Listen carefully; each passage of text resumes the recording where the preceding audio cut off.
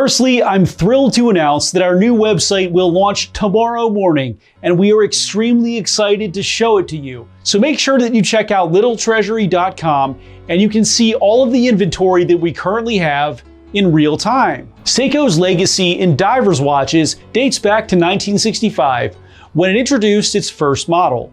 Since then, the brand has continuously evolved, refining its technology and design to become a global favorite among divers and enthusiasts. The Marinemaster series stands as the flagship line, boasting a robust movement engineered specifically for divers' needs.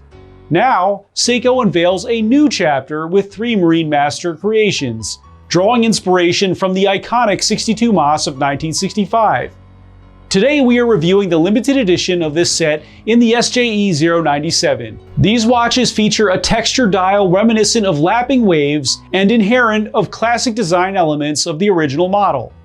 Inside beats an automatic Seiko caliber 6L37, offering both slimness and high performance required for diving. For the first time, these watches sport an exhibition caseback, showcasing the finely finished movement. Balancing functionality with aesthetics, the new design maintains the essence of the classic while embracing modern design. Comfort is prioritized with a new bracelet featuring ellipse-shaped links for wearability. The SJE097 commemorates Seiko's 100th anniversary and highlights the brand's century-long commitment to innovation and excellence, marking a milestone in the history of watchmaking. But will you be happy with this completely different watch that is now called the Marinemaster? Or will you miss the traditional thick, beefy design? Let's find out.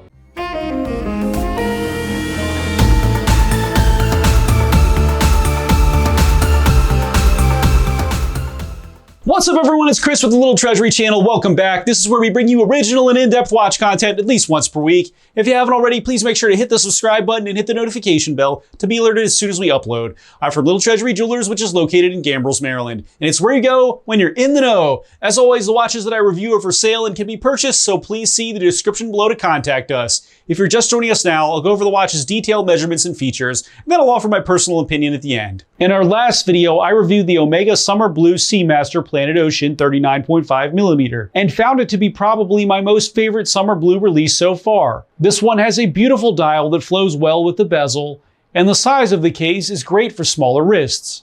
I highly recommend checking this out if you love dive watches. Wrist check time. Today I'm wearing my Seiko SRPH 42K Yak Wat Chang Thailand Limited Edition that I picked up while I was on my vacation to Thailand. And since I visited 9 different temples, this was absolutely the perfect watch to pick up since it represents the white demon giant that guards the Temple of the Dawn. And this one's actually getting really rare now, so I got lucky to get it. Now tell me which watch you're wearing while you're watching the video, and make sure to tell me why. Now let's get on to the features. The Seiko Refresh Marinemaster SJE097 has a 39mm case width, a 12.3mm thickness, a 46.6mm lug-to-lug, a 19.7mm lug width, a 29.7mm crystal diameter, and it weighs in at 155.11 grams. The case is similar to the 62 Mas that we are all familiar with and has brush finish on the top of the lugs and a bevel of high polish on the edges, and more brush finish on the sides. A screw-down crown can be found at the 3 position and has no signature on the tip. The sapphire crystal sits flush with the bezel. The bezel is stainless steel and has an insert that is stainless steel, as well as a black diving scale on it. It has a very subtle grip, and let's go ahead and see how it performs.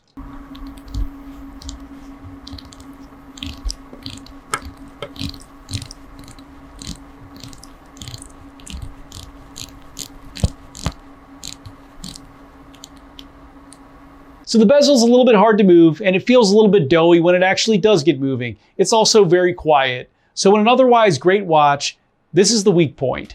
But it does line up properly. The dial texture is reminiscent of lapping waves and has horizontal lines going across it. A black minute grade can be found along the edge of the dial with rectangular markers and slightly larger ones at the 12, 3, 6, and 9. Seiko and Marinemaster can be found in black at the top middle portion. The hour and minute hands are baton style and are in silver tone with a simple line second hand with a rectangular portion near the tip. The Prospex symbol, automatic, and Divers 200M can be found at the bottom middle portion in black. and the date can be found at the 4:30 position in a circle with no frame, a white background, and black numerals. Lume on this piece is glorious and can be found on all dial markers, the hour, minute, and second hands, and on the pip of the bezel. It is extremely bright. The caseback is open on this piece, and it has a limited edition number listed for you to see. It shows off the new 6L37 caliber, which is an improvement over the 6L35, with more shock resistance while keeping the same thin profile that 6L movements are known for. It has a 45-hour power reserve and beats at 28,800 beats per hour. The movement utilizes the Trimatic technology, which is the Diashock anti-shock system.